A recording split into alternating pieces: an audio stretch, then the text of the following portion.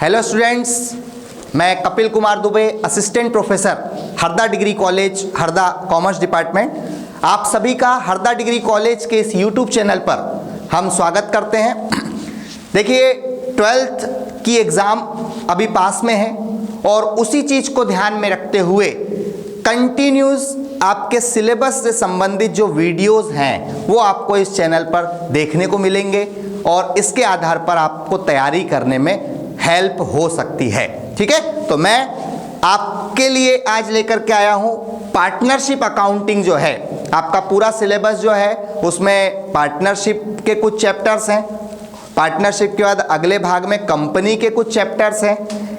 ऐसा डिवाइड हुआ है वो पूरा सिलेबस आपका। उसमें जो मैं स्टार्ट कर रहा हूं वो पार्टनरशिप कर रहा हूं।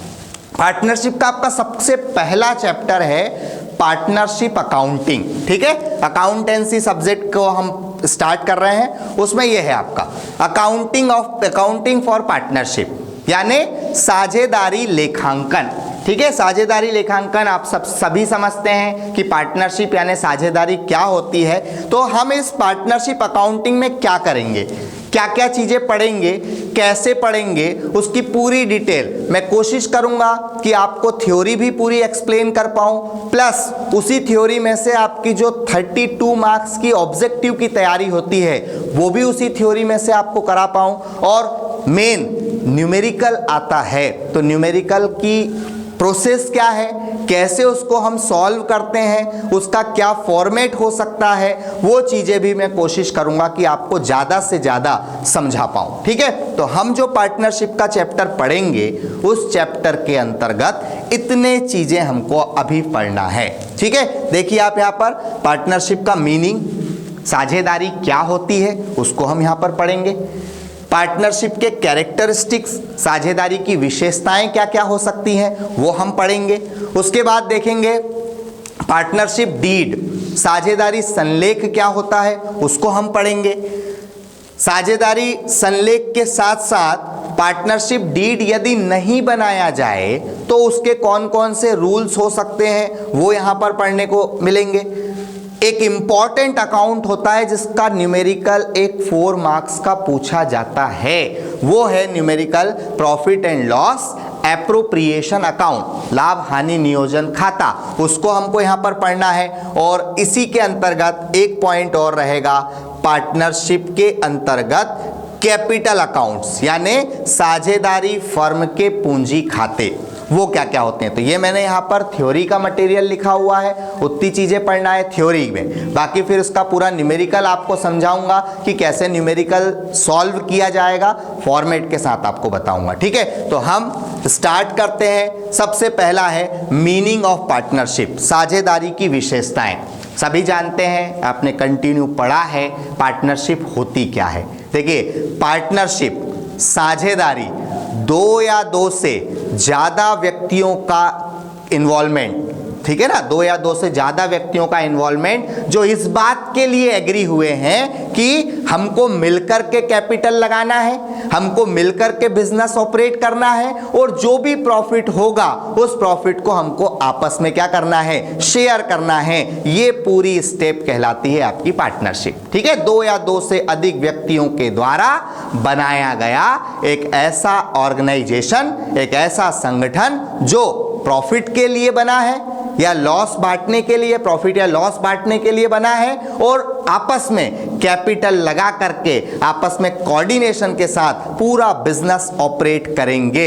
ये पूरी प्रक्रिया कहलाती है आपकी पार्टनरशिप। ठीक है, इसके कैरेक्टरिस्टिक्स की अगर हम बात करें तो पहला कैरेक्टरिस्टिक्स लिखा है मिनिमम एंड मैक्सिमम नंबर। देखिए, ये ऑब्जेक्टिव का क्वेश्चन भी हो गया आपका। ठीक है, मिनिमम एंड मैक्सिमम नंबर। तो याद रखना है, पार्टनरशिप में कम से कम 2 व्यक्ति और अधिकतम 50 व्यक्ति हो सकते हैं। ये ऑब्जेक्टिव याद रखेंगे आप, इस चीज को ध्यान रखेंगे। ठीक है, कम से कम कितने व्यक्ति, 2 व्यक्ति। तो यहां पर अपन देखते हैं, ये देखो, इसमें मैक्सिमम नंबर जो हैं वो आपके कितने हो सकते हैं, 50, और मिनिमम कितने हो सकते हैं, 2। तो 2 या 2 से ज्यादा व्यक्ति मिलकर के बिजनेस को शुरू करेंगे और मैक्सिमम कितने लोग बिजनेस को कर सकते हैं? 50% बिजनेस को कर सकते हैं। दूसरा देखो यहां पर लीगल बिजनेस। लीगल बिजनेस मतलब ये जो पार्टनरशिप होगी ये कानूनी आधार पर ही बिजनेस को ऑपरेट करने के लिए आपको परमिशन देगी, ठीक है। यानी हम इसमें जो पार्टनरशिप बनाएंगे वो किसी लीगल बिजनेस को ऑपरेट करने के लिए पार्टनरशिप बनाएंगे, ठीक है। एक और ऑब्जेक्टिव का क्वेश्चन, ये आपकी कैरेक्टरिस्टिक्स भी बताएगा और ऑब्जेक्टिव का क्वेश्चन भी है। पार्टनरशिप एग्रीमेंट, पार्टनरशिप की जो लायबिलिटी होती है वो कैसी होती है? तो याद रखना दोस्तों, पार्टनरशिप की लायबिलिटी होती है अनलिमिटेड, असीमित दायित्व होता है साझेदारी का। असीमित दायित्व यानी अनलिमिटेड लायबिलिटी का मतलब क्या होता है कि जब आपकी लायबिलिटी आपके बिजनेस की एसेट से ज्यादा हो जाए तो उस कंडीशन में आपको अपनी पर्सनल एसेट को बेच करके उस लायबिलिटी को पूरा करना पड़ेगा। यह कहलाता है अनलिमिटेड लायबिलिटी। हर कंपनी की लायबिलिटी लिमिटेड होती है। देखा होगा आपने, कंपनी के नाम के आगे एक वर्ड जुड़ा रहता है, लिमिटेड। तो वो लिमिटेड का मतलब ही यही है कि उसकी लायबिलिटी उसकी फर्म की एसेट तक लिमिट में है, उसके ऊपर उनका कोई लेना देना नहीं है, ठीक है। तो आपसे पूछता है कंपनी की लायबिलिटी कैसी होती है? लिमिटेड। आपसे पूछता है पार्टनरशिप की लायबिलिटी कैसी होती है? अनलिमिटेड, असीमित। अगला आता है पार्टनरशिप में सीधी सी बात है, यहाँ पर केवल जो है व्यक्तियों को ही साझेदार बनाया जा सकता है। एक कैरेक्टरिस्टिक्स ये हो गया उसका। दूसरा, कैपिटल लगाना अनिवार्य शर्त नहीं है। कैपिटल चाहो तो आप लगा सकते हो, या कई ऐसे भी होते हैं जो बिना कैपिटल के भी पार्टनर बनाए जा सकते हैं, लेकिन फिर उसमें कुछ एक्स्ट्रा क्वालिफिकेशन होना चाहिए, एक्स्ट्रा नॉलेज होना चाहिए, ताकि उसके नॉलेज का फर्म को फायदा हो पाए। तो एक पॉइंट ये हो सकता है। रजिस्ट्रेशन ऑफ फर्म, ये वही बात आई, रजिस्ट्रेशन ऑफ फर्म जो है वो कंपलसरी नहीं है। पार्टनरशिप एक प्रकार का समझौता तो है, यहाँ पर हमने देखा कि पार्टनरशिप क्या है? एग्रीमेंट ही है, समझौता ही है। लेकिन वो समझौता जब रजिस्ट्रेशन पे जाएगा तो रजिस्ट्रेशन बनाना अनिवार्य नहीं है। रजिस्ट्रेशन करना जो है वो कंपलसरी नहीं है, आप ऑप्शनल है, बना भी सकते हो नहीं भी, लेकिन बिना समझौते के पार्टनरशिप नहीं होगी। ये आपस में जब हम एग्रीमेंट करेंगे तभी तो हम जुड़े हैं, ठीक है। तो ये वाली बात आ जाती है, वो समझौते का रजिस्ट्रेशन कराना है या नहीं कराना है वो वाली बात है, ठीक है। उसके बाद पार्टनरशिप एक्ट। पार्टनरशिप एक्ट कौन सा लगेगा? 1932, ठीक है। तो पार्टनरशिप में जो 1932 है वो 1932 एक्ट के रूप में ये लागू होगा, ठीक है। तो इस प्रकार से अपन देखते हैं, तो ये पूरा का पूरा जो है कैरेक्टरिस्टिक्स हम इसमें कर सकते हैं, लिख सकते हैं, ठीक है। तो ये होगा इसके characteristics. Minimum and maximum number, legal business, partnership में एग्रीमेंट होना चाहिए, लेकिन एग्रीमेंट के साथ जब बात रजिस्ट्रेशन की आएगी तो वो रजिस्ट्रेशन कंपलसरी है या वॉलेंट्री, तो आंसर हो जाएगा वॉलेंट्री, ठीक है। हाँ, यहाँ पर आते हैं हम meaning of partnership. Meaning of partnership मतलब साझेदारी का अर्थ, ये कंप्लीट हो चुका है। चलिए, ये मीनिंग पढ़ लिया, कैरेक्टरिस्टिक्स पढ़ ली। अब उसके बाद आते हैं हम पार्टनरशिप डीड पर, ठीक है। पार्टनरशिप डीड क्या होता है? साझेदारी समझौता क्या होता है? देखो, पार्टनरशिप डीड यानी एक प्रकार का समझौता।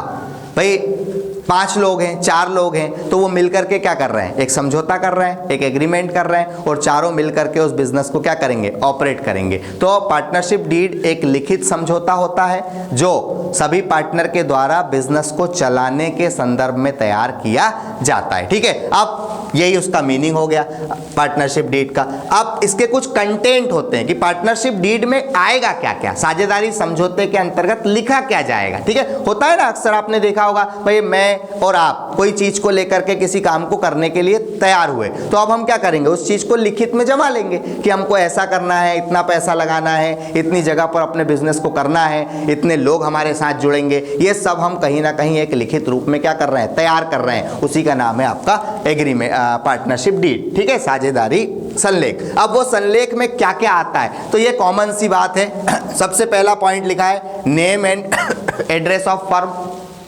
फर्म का नाम क्या होगा, फर्म का एड्रेस कहाँ होगा, वो एड्रेस की डिटेल भी यहाँ पर आपको देना पड़ेगा। उसके साथ साथ name and address of partner, आपके पास कितने लोग जुड़े होंगे, कितने पार्टनर जुड़े होंगे, उनके नाम क्या होंगे और उनके एड्रेसेस क्या होंगे, वो चीज़ यहाँ पर होगी। उसके साथ साथ पीरियड ऑफ पार्टनरशिप, यानी आप आपकी जो साझेदारी है जनरली क्या होता है, अपन कुछ टाइम पीरियड के लिए बनाते हैं, तो वो टाइमिंग आपका यहाँ पर आ जाएगा। उसके साथ साथ एरिया, कहाँ पर आप बिजनेस करोगे, कहाँ कहाँ पर बिजनेस करोगे, उसका एरिया यहाँ पर आपको समझाना पड़ेगा।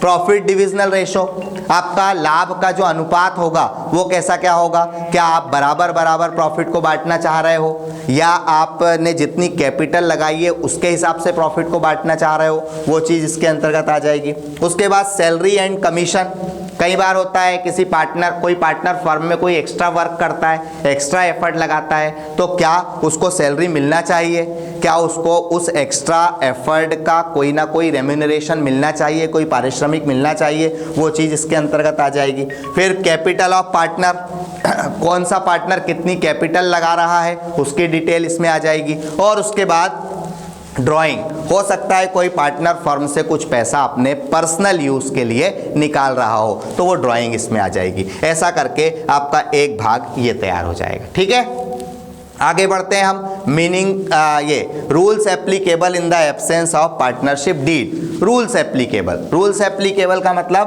भाई हो सकता है कि साझेदारी संलेख आपने बनाया हो, या ये भी हो सकता है कि साझेदारी संलेख आपने नहीं बनाया हो, क्योंकि ना अपन ने पढ़ा है इसके पहले कि वॉलेंट्री है, जब बनाना चाहो तो बना लो, अदरवाइज नहीं भी बनाओगे तो चलेगा।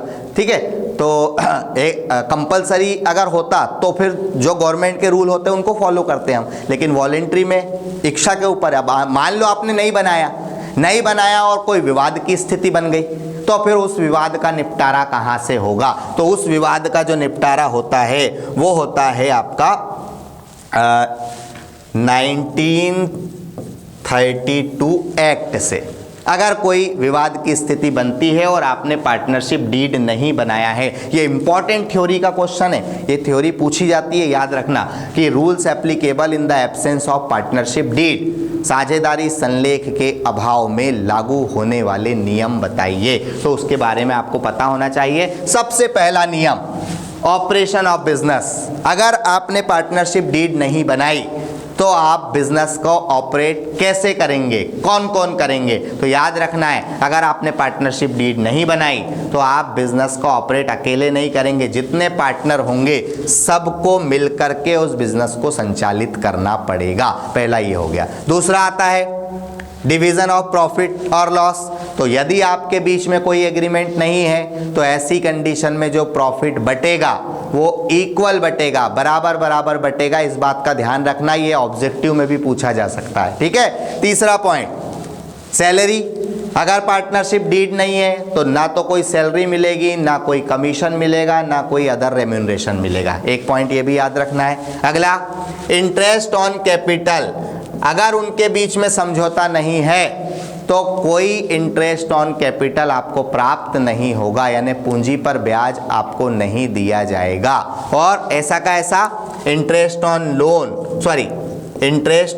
ड्राइंग, आहरण पर ब्याज, ना तो आहरण पर ब्याज लिया जाएगा और ना पूंजी पर ब्याज दिया जाएगा। ये दोनों चीजें निल रहेंगी। ठीक है, ये चीज ध्यान रखना, ये भी ऑब्जेक्टिव में पूछा जा सकता है। और एक मोस्ट इंपॉर्टेंट, अगर उनके बीच में एग्रीमेंट नहीं है, कोई समझौता नहीं है, तो इंटरेस्ट ऑन लोन कितने परसेंट दिया जाएगा? 6%। ठीक है, साझेदार ने कोई फर्म को लोन दे रखा है तो उस लोन पर इंटरेस्ट कितने परसेंट होगा? 6%। ये आपको याद रखना है। और डिस्प्यूट्स, कभी विवाद की स्थिति बन गई है, एग्रीमेंट नहीं बनाया है, कुछ भी नहीं है, तो ऐसी कंडीशन में जो विवादों का निपटारा होगा वो वोटिंग से होगा, बहुमत। मान लो 5 पार्टनर है तो पांचों पार्टनर की एक वोटिंग होगी, उनमें से जिसका जैसा डिसीजन होगा, बहुमत होगा, उस आधार पर डिसीजन दे दिया जाएगा। और आखिरी में यूज ऑफ एसेट्स, आप अपनी फर्म की एसेट्स का यूज केवल और केवल अपने फर्म के काम के लिए करोगे, अपने पर्सनल काम के लिए नहीं कर सकते। ये आपका यूज ऑफ एसेट्स। तो इस प्रकार से rules applicable in the absence of partnership deed आपके चैप्टर का इम्पॉर्टेंट क्वेश्चन जो कई बार एग्जाम में पूछा गया है, हो सकता है इस बार भी आपके एग्जाम में आ जाए। तो आपको इन पॉइंट्स को लिख करके आपके क्वेश्चन को सॉल्व करने में हेल्प मिलेगी। इसको आप उस आधार पर तैयार कर लीजिए। ठीक है, तो ये हो गया आपका एक थ्योरी वाला जो पार्ट था, पार्टनरशिप किसे कहते हैं, उसकी विशेषताएं बताइए। What is partnership, explain characteristics. Partnership के अंतर्गत पार्टनरशिप डीड क्या होता है, साझेदारी संलेख क्या होता है, वो आपको मैंने बताया। उसके साथ साथ अगर साझेदारी संलेख नहीं बनाया जाए तो उसके रूल्स कौन कौन से हो सकते हैं, वो कौन कौन से रूल्स आप अप्लाई करेंगे, वो रूल्स आपको इसके माध्यम से बताए। ठीक है, तो ये 2 क्वेश्चन थ्योरी के आपके जो रहेंगे ये आपको यहाँ पर कंप्लीट मैंने बताए, इनको आप अच्छे से देख लें, सुन लें, समझ लें। ठीक है, ठीक है। आपका एक और important point, profit and loss appropriation account, ये आपको थ्योरी में भी हेल्प करेगा। इसका मैं फॉर्मेट बता रहा हूं कैसे इसको बनाते हैं, प्लस ये आपके लिए जो अब न्यूमेरिकल हम जब सॉल्व करेंगे तो न्यूमेरिकल को सॉल्व करने में भी बहुत हेल्प करेगा। सबसे इंपॉर्टेंट क्वेश्चन पूछा जाता है एक 4 नंबर में कि profit and loss appropriation prepare कीजिए, लाभ हानि नियोजन खाता बनाइए। अब प्रश्न ये है कि उसको बनाते कैसे हैं। ठीक है, तो लाभ हानि नियोजन खाता हम बनाएं उससे पहले हम उसके अंदर क्या लिखेंगे उन चीजों को समझते हैं। तो ध्यान देना, इसमें हम कुछ एडजस्टमेंट की एंट्री करते हैं। ठीक है, वो एडजस्टमेंट क्या हो सकते हैं, तो वो एडजस्टमेंट जो हैं, जैसे यहाँ पर मैंने लिखे हुए हैं, देखो आप, एडजस्टमेंट 2 प्रकार के होते हैं। एक एडजस्टमेंट होता है एक्सपेंसेस का और एक एडजस्टमेंट होता है इनकम का। ठीक है, एक्सपेंसेस के एडजस्टमेंट में मैं कुछ 4, 5, 6 नाम यहाँ पर लिखे हैं। एक है इंटरेस्ट ऑन कैपिटल, पूंजी पर ब्याज, इंटरेस्ट ऑन लोन, ऋण पर ब्याज, सैलरी वेतन, बोनस, कमीशन, डोनेशन फंड और अदर एक्सपेंसेस। इसके अलावा कोई एक्सपेंसेस भी हो सकते हैं। ठीक है, तो कुछ पॉइंट तो ये आपके एक्सपेंसेस के आ गए। और एक आता है आपका इनकम। इनकम में मैंने यहाँ पर एक लिखा हुआ है इंटरेस्ट ऑन ड्रॉइंग, यानी आहरण पर ब्याज। तो एक इनकम का है और बाकी सब काय के हैं, एक्सपेंसेस के हैं। ठीक है, तो बस इन एडजस्टमेंट की एंट्री हमको इस profit and loss appropriation account में करना है, लाभ हानि नियोजन खाते में करना है। अब प्रश्न ये उठता है कि करेंगे कैसे, तो सीधा सा फंडा जो हम पढ़ते आए हैं, ये लाभ हानि नियोजन खाता जो है, profit and loss appropriation account जो है, वो है किस चीज का, तो वो अकाउंट है प्रॉफिट एंड लॉस अकाउंट का ही एक भाग है।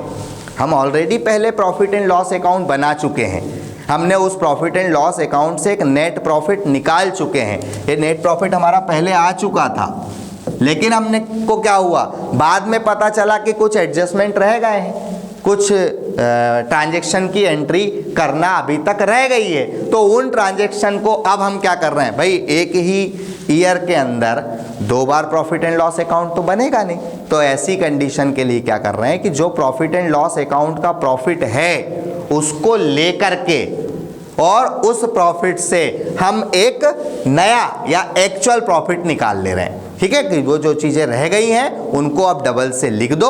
अगर एक्सपेंसेस है तो उस प्रॉफिट में से एक्सपेंसेस को माइनस कर दो, और अगर इनकम है तो उस प्रॉफिट में उस इनकम को क्या कर दो, प्लस कर दो। इसलिए कौन सा अकाउंट बना रहे हैं हम, प्रॉफिट एंड लॉस एप्रोप्रिएशन। नाम से ही समझ रहे होंगे आप, एप्रोप्रिएशन मतलब एक प्रकार का नियोजन वाला खाता है, जो चीजें रह गई हैं उनको अपन लिख करके नियोजित कर रहे हैं। ठीक है, बनेगा कैसे, तो ये profit and loss appropriation account आप जब बनाओगे तो फॉर्मेट है उसका पर्टिकुलर और अमाउंट, 4 कॉलम बनेंगे। ये कॉलम आपका हो गया पर्टिकुलर का, ये हो गया आपका अमाउंट का, ये पर्टिकुलर का और ये अमाउंट का। ठीक है, अब profit and loss appropriation account में लिखना क्या है, तो सबसे पहले अभी जो मैंने बताया वो जो आपका प्रॉफिट था जिसके लिए आप एक बार ऑलरेडी एक अकाउंट बना चुके हो, आपके क्वेश्चन पेपर में या क्वेश्चन में वो प्रॉफिट दिया हुआ रहेगा। ठीक है, तो उस प्रॉफिट का जो बैलेंस है हम सबसे पहले उस बैलेंस को यहाँ लेकर के आएंगे। ठीक है, वो बैलेंस आपने लेकर के आए तो सबसे पहले आप यहाँ बैलेंस लिख दोगे, इसको आप इस प्रकार से लिख दोगे, by balance brought down, bracket में आप लिख देना प्रॉफिट, यानी वो प्रॉफिट का बैलेंस आपने यहाँ पर लिख दिया।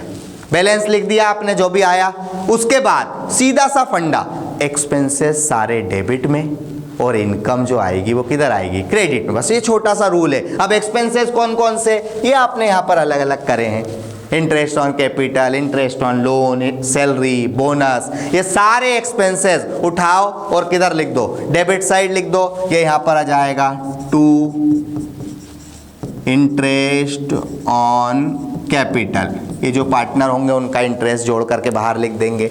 यहाँ आ जाएगा आपका 2 इंटरेस्ट ऑन लोन, ये यहाँ आ गया। उसके नीचे आ गया आपका 2 सैलरी, सैलरी के नीचे आ जाएगा 2 बोनस, उसके नीचे आ जाएगा आपका 2 कमीशन। जो जो एक्सपेंसेस हैं वो आपके एक के बाद एक किस साइड आ जाएंगे, डेबिट साइड आ जाएंगे, और क्रेडिट साइड में आ जाएगा आपका बाय इंटरेस्ट ऑन ड्राइंग, आहरण पर ब्याज। मतलब ये आ गया, बैलेंस आ गया, आहरण पर ब्याज, इंटरेस्ट ऑन ड्राइंग आ गया क्रेडिट साइड, और एक इधर डेबिट साइड में पूंजी पर ब्याज यानी interest on capital, interest on loan यानी ऋण पर ब्याज, उसके बाद आ गया सैलरी, बोनस, कमीशन। इस तरह से आपका जो है ये वाला एक भाग यहाँ पर आ जाएगा। ठीक है, तो इधर अगर देखा जाए पूरा क्वेश्चन तो profit and loss appropriation account के अंदर आप इतनी चीजें लिखोगे, और किस साइड में लिखोगे, एक्सपेंसेस पूरे डेबिट में लिखोगे और इनकम पूरी क्रेडिट में लिखोगे। ठीक है, ये तो हो गई बात, बन गया आपका अकाउंट। आखिरी में आप क्या करोगे, प्रॉफिट निकालोगे या लॉस।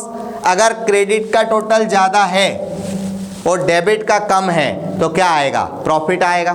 तो आप यहां पर लिख दोगे 2, यहां पर आ जाएगा आपका 2 पार्टनर्स कैपिटल अकाउंट, ये बात याद रखना।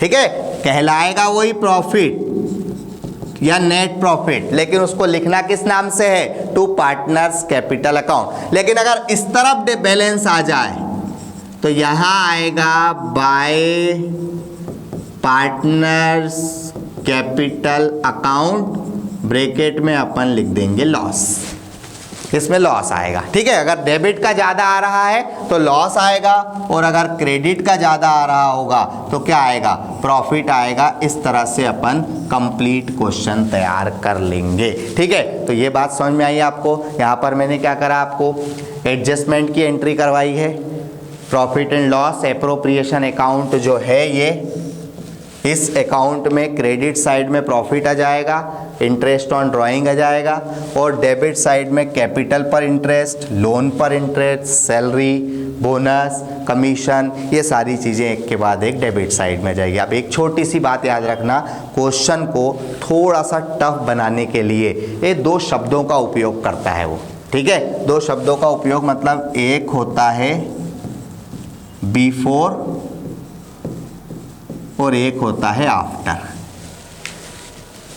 लिखेगा वो, ये जो प्रॉफिट है ना, जो ऊपर दिया है प्रॉफिट, पहले से जो क्वेश्चन में आपको एक प्रॉफिट दिया रहेगा, वो प्रॉफिट एडजस्टमेंट के बिफोर है या आफ्टर, ये चीज ध्यान रखना है। मतलब कहने का, आप ये प्रॉफिट यहां लिखोगे, लेकिन ये प्रॉफिट, ये जितने एडजस्टमेंट आपके क्वेश्चन में रहेंगे उन एडजस्टमेंट के बिफोर का है या आफ्टर का, वो लाइन को आपको यहां पर ध्यान रखना है और करना है। अगर बिफोर है तो उस कंडीशन में सारे एडजस्टमेंट इस अकाउंट में आएंगे।